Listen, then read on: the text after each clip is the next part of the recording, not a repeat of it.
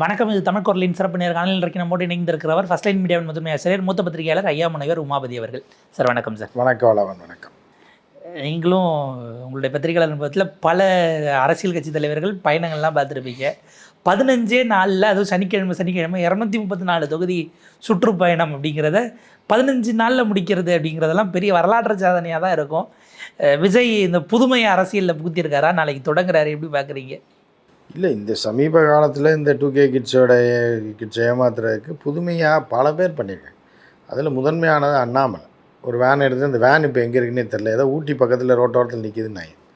தமிழ்நாடு முழுவதும் சூறாவளி சுற்றுப்பயணம் சொல்லி தமிழ்நாடு ஃபுல்லாகவே போகல. ஏன் வேன் எடுத்துகிட்டு நினச்ச நேரம் போய் நடைப்பயணம்னு போகிறது, தமிழ்நாடு பூரா நடக்க போகிறான்னு சொல்லி ஒரு அல்வாவை கொடுத்து ஊரே உலையில் போட்டு பெரிய அமௌண்ட் அடிச்சுட்டு போயிட்டாப்பு. அது ஒரு பக்கம் போயிட்டுருக்கு. இப்போ அடுத்து விஜயெல்லாம் திருச்சிக்கு போயிருக்கவே மாட்டாப்புல வாழ்நாளில். ஷூட்டிங் போகிற வழியில் திருச்சி ஏர்போர்ட்டு, அந்த காரைக்குடி போகிற வழியில் தேவகோட்டையில் ஏதாவது ஷூட்டிங் நடந்திருக்கும், ஏதோ 1-2. திருச்சிக்கு விஜயை பொறுத்தளவுக்கு தமிழ்நாட்டில் எந்தெங்கே ஊர் இருக்குது, எந்தெந்த மாவட்டம் இருக்குது, அதோட கிளைமேட்டெல்லாம் என்ன, அதில் விளையக்கூடிய பொருட்கள்லாம் என்ன, அந்தந்த மாவட்டங்களில் என்னென்ன தொழில் இருக்குது, இது எதுவுமே தெரியாது. அந்தந்த மாவட்டத்துடைய மண் தன்மை எப்படி இருக்கும், அதோட ஜாகிரபிக்கல் அட்மாஸ்ஃபியர் எப்படி இருக்கும் அப்படின்றதும் தெரியாது. ஹிஸ்ட்ரியும் தெரியாது, ஜாகிரஃபியும் தெரியாது, பாலிட்டிக்ஸும் தெரியாது. அந்தந்த மாவட்டத்தில் மக்கள் என்னென்ன பல்ஸில் இருப்பான், யாரை ஆதரிச்சிருப்பான். மொத்தமாக கொங்கு பெல்ட் அப்படின்வாங்க. கொங்கு பெல்ட் பூரா அதிமுக, அதே மாதிரி சவுத் அதிமுக, மிடிலும் சென்னையும் டிஎம்கே அப்படின்ற மாதிரி பொதுவான இதான் தெரியும்.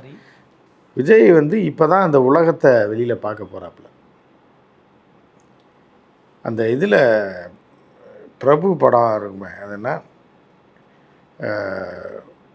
சின்ன தம்பியில் குஷ்பு வீட்லேயே அடைச்சி போட்டிருப்பாங்க. சின்ன தம்பி குஷ்புவும் விஜயும் ஒன்று, நீங்கள் புரிஞ்சுக்கணும். அதில் பொம்பளை அண்ணன் தம்பி 4 பேர் இருப்பாங்க. தங்கச்சியை பொத்தி பொத்தி வளர்த்த மேகலையாக வளர்ப்பாங்க. அது ஒரு நாள் வெளியில் வந்தோடனே வயக்காடு அப்போ தான் பார்க்கும், அப்போ தான் கிணத்தடியை பார்க்கும், அப்போ தான் பம்பு செட்டை பார்க்கும், அப்போ தான் பிரபுவை பார்க்கும். லூஸாக இருந்தாலும் பரவாயில்ல, இவன் கூட போகலான்னு சொல்லி வந்துடும். போவோமா ஊர்வலம்னு ஒரு பாட்டு, அப்படியே அது கொண்டாடும். அப்படி பறவைகளை பார்த்து, இதை பார்த்து, அணிலை பார்த்து, நாயை பார்த்து, நிறைய பார்த்து, இதெல்லாம் பார்த்துருக்காது. சொர்ணலதா பாட்டு பயங்கரம். ஒரு லூஸு பின்னாடி போயிடுது. ஸோ அதே மாதிரி தான் விஜய். இப்போ அதில் பிரபு கேரக்டர் தான் இப்போ புஷியானது. புரியுதா உங்களுக்கு? குஷ்பு கேரக்டர் தான் யார், விஜய். இப்போ அவர் கூட்டு போகிறாப்புல, யார், புஷியானந்து கூட்டு போகிறாப்புல. இப்போ தமிழ்நாடு ஃபுல்லாக போவோமா ஊர்வலம் பாட்டு தான் கிளம்பிடுவாங்க. சனிக்கிழமை சனிக்கிழமை கிளம்பிட்டு அப்போ தான் விஜய்க்கு தெரியும் திருச்சி இப்படி தான் இருக்கா. சத்திரம் பஸ் ஸ்டாண்டுனா என்னன்னு திருச்சி தெரியாதுங்க. சத்திரம் பஸ் ஸ்டாண்டு சத்தியம் பண்ணி சொல்லுங்கள், பிள்ளை மேலே சத்தியம் பண்ணி, இதுக்கு முன்னாடி நீ போயிருக்கியான்னு. போயிருக்க மாட்டாப்புல. விஜய்க்கு தெரியாது, திருச்சி ஏர்போர்ட்டை தாண்டி வேறு எதுவுமே தெரியாது. அந்த பக்கம் காரில் போகும்போது எதோ வேடிக்கை பார்த்துட்டு தான் உண்டு.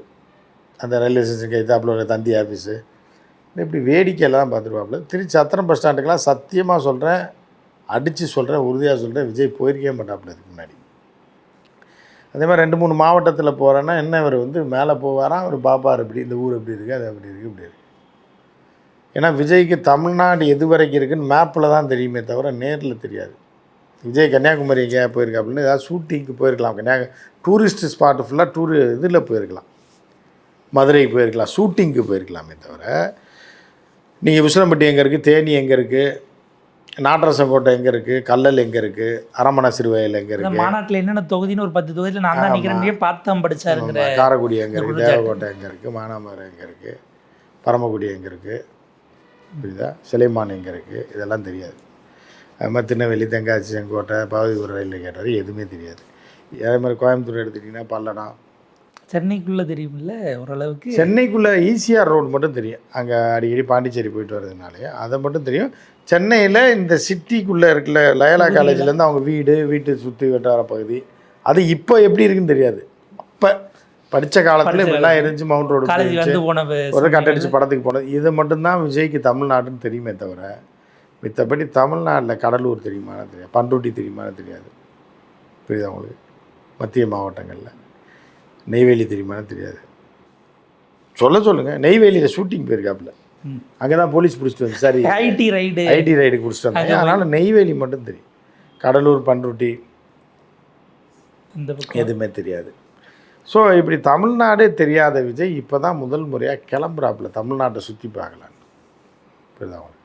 அதே மாதிரி தஞ்சை, நாகை அந்த பெல்ட்டும் தெரியாது. ஸோ இப்படி இருக்க விஜய் இப்போ தான் தமிழ்நாட்டை போய் நேரில் கண்ணால் பார்க்க போகிறாப்பு. கண்ணால் பார்த்து இந்த ஊர்லாம் இப்படி தான் இருக்குமா, இப்படி தான் இருக்கான்னு சொல்லி முதல்ல பார்த்துட்டு வரட்டும். அதனாலும் பண்ணி தொலைக்கட்டும். தமிழ்நாட்டினாலும் சுற்றி பார்க்க. இல்லை இப்போ எடப்பாடியெல்லாம் டூர் ப்ரோக்ராம் போடுறாரு, ஒரு நாளைக்கு 3 தொகுதின்னு வச்சுக்கிட்டு அவர் சுற்றிக்கிட்டு இருக்காரு. 120 தொகுதி தாண்டி அவர் அவருக்கு தொகுதி தெரியும்.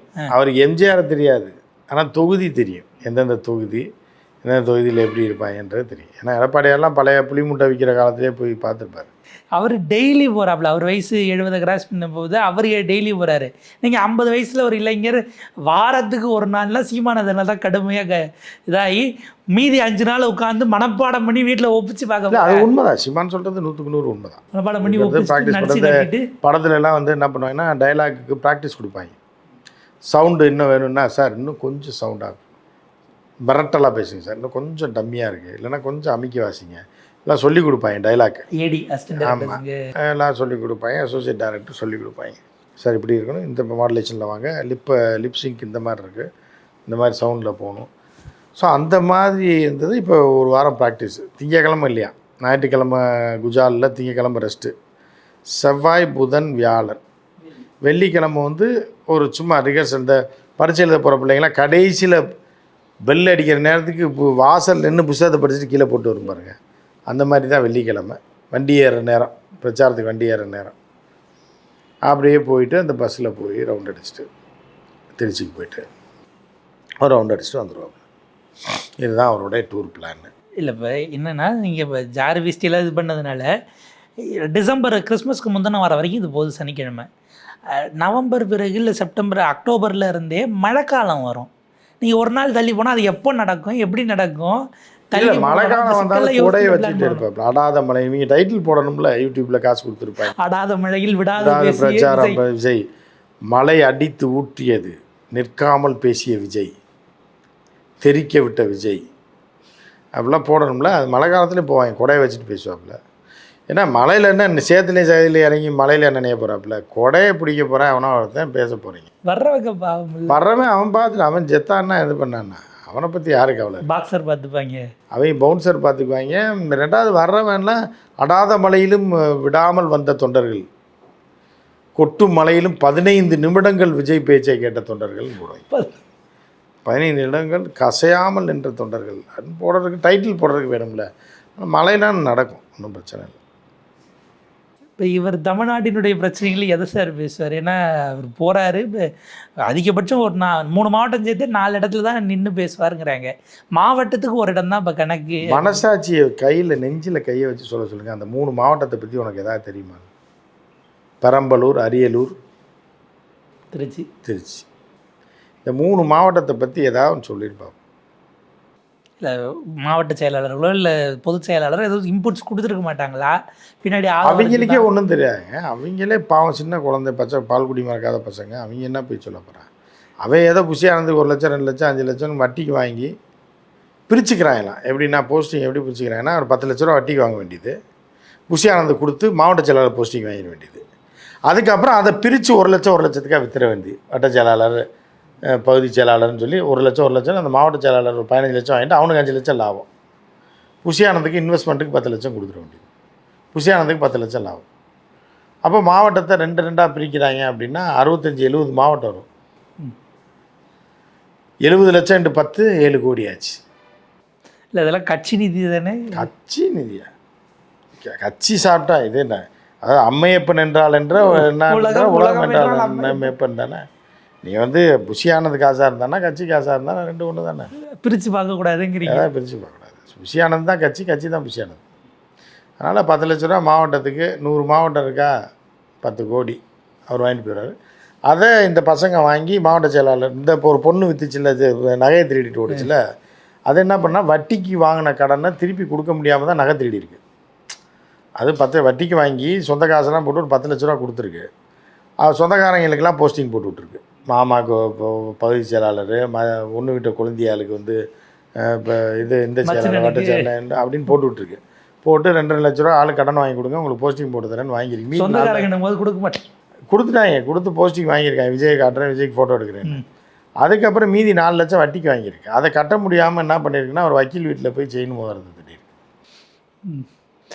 சரி, இப்படி தான் போயிட்டுருக்கு அவங்க கட்சி. என்னத்தை பண்ண சொல்கிறீங்க? இல்லை, மிக கடுமை என்ன விமர்சனம் வச்சாருன்னா, சமூக வலைதளங்களை முழுக்க சனி ஞாயிறு ஸ்கூலுக்கெல்லாம் லீவாக இருக்கும், ஸ்கூல் காலேஜ், அதனால கூட்டம் வருவாங்க. சின்ன பையன்லாம் அடம் பிடிப்பாங்கப்பா, கூப்பிட்டு போப்பா அப்படின்னு. விஜயை காட்டுப்பான்னு சொல்லி 10 வயசு 12 வயசு பிள்ளைங்க பண்ணலாம் அழுவாங்க. அப்போ புருஷன் பொண்டாட்டியும் போவாங்க, ஒய்ஃபும் சொல்லுவோம் நானும் பார்த்துக்கிறேங்க வாங்கன்னு.